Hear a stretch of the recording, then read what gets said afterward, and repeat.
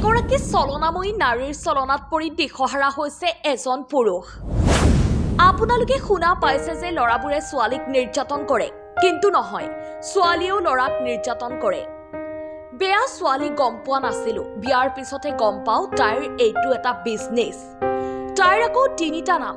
মই জনা নাছিলো তাইৰ আগতেও 3বাৰ বিয়া হৈছিল। তাইৰ অভ্যাসত পৰিণত হৈছে ভাল ভাল ধনী ঘৰৰ লৰাক পতাই লুট কৰি গুচি যোৱা। তাইৰ চেহেৰাটো ধুনীয়া, সেইকাৰণে লৰাবোৰে পতি যায়। ঘটনাটো ক'ত ঘটিছে সবিশেষ শুনাই যাম আমাৰ এই প্ৰতিবেদনত। বিবাহৰ নামত ব্যৱসায় চলাই গৈছে এগৰাকী চলনাময়ী নাৰীয়ে। ধনী লৰা লক্ষ্য কৰি লৈ প্ৰথমে প্ৰেম, তাৰ পিছত বিবাহ আৰু বিবাহ হৈ খুব বেছি 2 মাহ সংসাৰ কৰে স্বামীৰ সৈতে।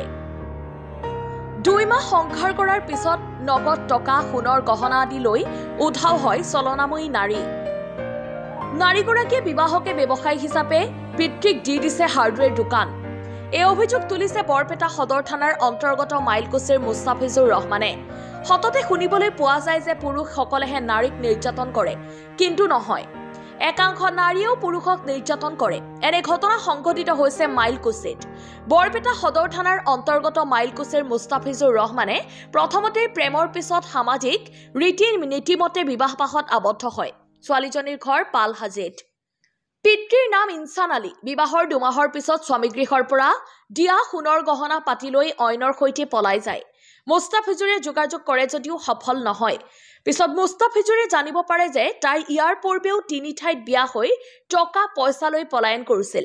সঘনাই নিজৰ নাম সলনি কৰি থকা মহিলাজনীৰ বিৰুদ্ধে বিহিত ব্যৱস্থা লোৱাৰ দাবীত ভুক্তভোগী মুস্তাফিজুৰে বৰপেটা সদৰ আৰক্ষী থানাত এজাহাৰ দাখিল কৰিছে। শুনক ভুক্তভোগীয়ে সংবাদ মাধ্যমৰ আগত কি ক'লে, শুনাই ল'ব বিচাৰিছো। নমস্কাৰ, মই কিবা এটা কাৰণত আহিবলৈ বাধ্য হৈছোঁ। আপোনালোকে খালি শুনা পাইছে যে ল'ৰা মানুহে ছোৱালী মানুহক নিৰ্যাতন কৰে। তে মোৰ নিচিনা এটা ল'ৰাৰ লগত এনেকুৱা এটা ছোৱালীয়ে মোক এনেকুৱা নিৰ্যাতন কৰিছে, তে মই সেইকাৰণে নিউজ আহিবলৈ বাধ্য হৈছোঁ। মোৰ কথা হ'ল, মই পালহাজি গবৰাপাৰাৰ ছোৱালী মামুনি আহমদক ভাল পাই মই বিয়া পাতোঁ সমাজৰ জৰিয়তে। ভাল পোৱাৰ পিছত মোৰ লগত 2 মাহ হয় বিয়া পাতাৰ পিছত, ভাল পাই বিয়া পাতোঁ 2 মাহৰ পিছত মই ভালেই সংসাৰ পাতি কৰি আছোঁ। কৰি থকাৰ পিছত মই ঘৰৰ পৰা বাহিৰত কামত যাওঁ, ডিউটিত যাওঁ। ডিউটিৰ পৰা আহি চাওঁ মোৰ ৱাইফটো নাই। নোৱাৰ পিছত তেতিয়া মই আহি ঘৰত মোবাইলত কল কৰি আছোঁ। কল কৰাৰ পিছত মোৰ কোনো ৰেছপন্স নিদিয়ে, মোবাইলত একো ৰেছপন্স নিদিয়ে। মই পিছত কি হ'লে 2 দিনমান বিচাৰিলোঁ, নাপালোঁ।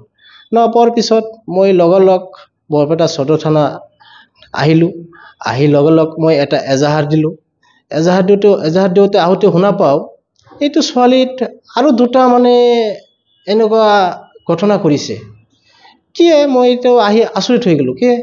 তে এনেকুৱা ঘটনা কৰিছে সি, ভাল ভাল ল'ৰাবিলাক পঠাই সি বিয়া বহে। বহাৰ পিছত সেই ল'ৰাবিলাকৰ পৰা যিমানখিনি পইচা পাতি থাকে চবকৈ লুট কৰি গুচি যায়। বিয়াৰ পিছত গম পাওঁ, 2 মাহ পিছত গম পাওঁ যে তাৰ এইটো বিজনেছ। এটা ল'ৰাৰ লগত ভাল পাই বিয়া হয়, বিয়া হোৱাৰ পিছত সি গুচি যায়। এইটোত কামত 2টা মানুহ জড়িত আছে, লিড লৈ আছে। সেই লিড লোৱা মানুহটো হ'ল পালহাজিৰ গবৰাপাৰাৰ 3 নম্বৰ ৱাৰ্ডৰ ইনচান আলী আৰু মাইলকুছিৰ আমিনুল ৰহমান। এইকেইটা ল'ৰাই সি যিমানখিনি পইচা বাহিৰৰ পৰা কামাই কৰি থাকে সেইখিনি পইচা লৈ সেই ছোৱালীৰ পৰা ভাগাতি হাৰ্ডৱেৰৰ দোকান, কিবা দোকান বিজনেছ কৰি থাকে। এইটো ছোৱালী এটা কি অভ্যাস আছে, ধনী ল'ৰাবিলাক পঠাই তাৰপিছত পইচা লুট কৰি সোণৰ অলংকাৰ যি থাকে চব লৈ যায়। মোৰ ঘৰত যিদিনা নাপালোঁ সেইদিনা মোৰ ঘৰৰ পৰা কাণৰ গলৰ চেইন লৈ গৈছে, হাতৰ খাৰু লৈ গৈছে, কাণৰ ফুলদাৰি লৈ গৈছে।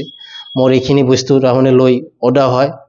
আৰু তাৰ এটা অভ্যাস আছে, ভাল ধনী ঘৰৰ ল'ৰাবিলাক পঠাই নিষ্পাতি লুট কৰি গুচি যায়। তাৰে বেছি দিন নাথাকে, 2 মাহ 3 মাহ থাকে। এইটো ছোৱালী মোৰ তাতে পিকচাৰো আছে, আপোনালোকে চিনিয়ে পাব। পিকচাৰটো আছে মোৰ তাতে, আপোনালোকে চিনি পাব। মই এটা কথাই কওঁ, এইটো ছোৱালীৰ উচিত তদন্ত লাগে, শাস্তি লাগে। মোৰ নিচিনা যে অসমবাসী এনেকুৱা ল'ৰাক এনেকুৱা কৰিছে, আৰু কোনোবা ল'ৰাক যে এনেকুৱা নকৰিব। তাৰ এইটো অভ্যাস, তাহাৰ বিজনেছ, এনেকুৱা বিজনেছ।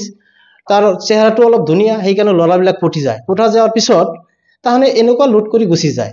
এইকাৰণে মই এটাই ৰিকুৱেষ্ট কৰিছোঁ অসমবাসী ৰাইজক, এইটো ছোৱালীৰ পৰা সাৱধানে থাকক। আজি মোৰ নিচিনা কৰিছে, কালি আপোনাৰ নিচিনা কৰিব। এনেকুৱা নহয়। সেইকাৰণে আমি থানাৰ জৰিয়তে আমি এটাই উচিত শাস্তি চাওঁ, এইটো ছোৱালীৰ বাবদ উচিত শাস্তি। মই এজাহাৰকাৰী, আমি বৰপেটা সদৰ থানাত দিছোঁ। ছোৱালীজনীৰ নাম আছিল মামুনি আহমেদ, তাৰ নামটো হ'ল তিনিটা। তাৰমানে মোৰ তাতে বিয়া হৈ আছিল মামুনি আহমেদ, থানাত আহি পাওঁ নাৰ্ছিন আহমেদ, আৰু এটা বেলেগ ল'ৰাৰ লগত গুচি গৈছে, তাৰ নামে ৰীনা। মানে নাম এহক ঠাইত এহকটা বুলি। তাৰ 3বাৰ হৈছে বুলি গম পাইছোঁ। বয়স 22 হ'ব, 22 বছৰ মান হ'ব তাৰ। এটা জাগাৰ পৰা 1,70,000 টকা আনিছে, এইটো হ'ল পালহাজী গৰৈমাৰীৰ পৰা। আৰু এটা ল'ৰাৰ পৰা 90,000 টকা আনিছে, এইটো হিলাৰ ল'ৰা। সেইটো পইচা পাতি আনি তাহাৰ দেউতাক দিয়ে, আৰু সেই দেউতাই হাতৰ দোকানত, দেউতাৰ নাম ইনচান আলী। পইচা আনি তাৰ বিজনেছত কাম কৰে, তাৰ বিজনেছ এইটো, তাৰমানে বেয়া বিজনেছ তাৰ এইটো। আমাৰ ঘৰৰ পৰা গলৰ চেইন লৈছে, হাতৰ খাৰু লৈছে, কাণৰ ফুলদাৰি লৈছে, সোণৰ লৈছে। ঘৰ আমাৰ মাইলগুচিত। মোৰ নাম মুস্তাফিজুৰ ৰহমান। আমি উচিত শাস্তি চাওঁ। মোৰ নিচিনা যে এনেকুৱা ল'ৰাক কৰিছে, আৰু নেক্সট মানে এনেকুৱা ল'ৰাক সেনেকৈ কৰিব নোৱাৰে। খালি যে শুনা পাইছোঁ ল'ৰাবিলাকে বোলে ছোৱালীক বদমাছ কৰে, কিন্তু আমি এতিয়া শুনা পাইছোঁ যে ছোৱালীবিলাকে মোক নিচিনা যে বদমাজি কৰি থাকে আমাৰ অসমবাসীক। অলপ তদন্ত কৰি চাওক, কাৰ মাইকী কাৰ লগত গুচি যাই আছে, অলপ তদন্ত কৰি চাওক। অলপ শাস্তি লাগে আমাক। জীৱন ধ্বংস কৰি দিছে, আমাৰ জীবন ধ্বংস কৰি দিছে। মোটামুটি মোৰ 2 লাখ টকা লৈ গৈছে সোণৰ অলংকাৰ। বাকী সামগ্ৰী কাপোৰ চাপোৰ যি আছিল, একডাল চেণ্ডেলো থৈ যোৱা নাই, চব গৈছে, লৈ গৈছে তাহলে। তাৰ এইটো অভ্যাস, বিজনেছ তাৰ এইটো। মানে এটা ল'ৰাৰ লগত বিয়া হৈ 2 মাহ 3 মাহ থাকে, তাৰপিছত নাথাকে, তাৰপিছত গুচি যায়, মাকৰ ঘৰত যায়। সেই আমিনুল ল'ৰা এটা আৰু ইনচান আলীৰ ল'ৰা। পৰ্যন্ত আৰম্ভ কৰি আছে। কেছখন আমি এজাহাৰ দিছোঁ বৰপেটা সদৰ থানা। নাই, আমি নাৰাখো। আমাৰ উচিত শাস্তি লাগে এইটো ছোৱালীৰ পৰা। মই কেনেকৈ ৰাখিম? আগতো 2টা বিয়া হৈছিল, 3টা বিয়া হৈছিল। নাই, জনা নাছিলোঁ। আমি পিছতহে গম পাওঁ, থানাত এজাহাৰ দিবলৈ আহি। থানাত আহি গম পালোঁ যে এইটো ছোৱালী এনেকুৱা ব্যৱহাৰ, যে তাৰমানে বিয়া ভাল পাই বিয়া হয়, বিয়া হোৱাৰ পিছত সেইটো ঘৰৰ পৰা সোণ চোন যি লাগে লৈ গুচি যায়। আকৌ আকৰ্ষণী ধুনীয়া ছোৱালী। সেইকাৰণে মানে ৰাস্তা দি যদি ছোৱালীটো এনেও গুচি যায়, মানুহে মানে চাই মানে ক'ব যে ভাল পাব বুলি, এনেই মানে তাৰ অভ্যাসে এইটো, তাৰমানে বিজনেছে ভাল পোৱা। চেহেৰা ধুনীয়া, চেহেৰাটো ব্যৱহাৰ কৰিছে। তাৰ মানে সমাজ নাইয়ে তাৰ।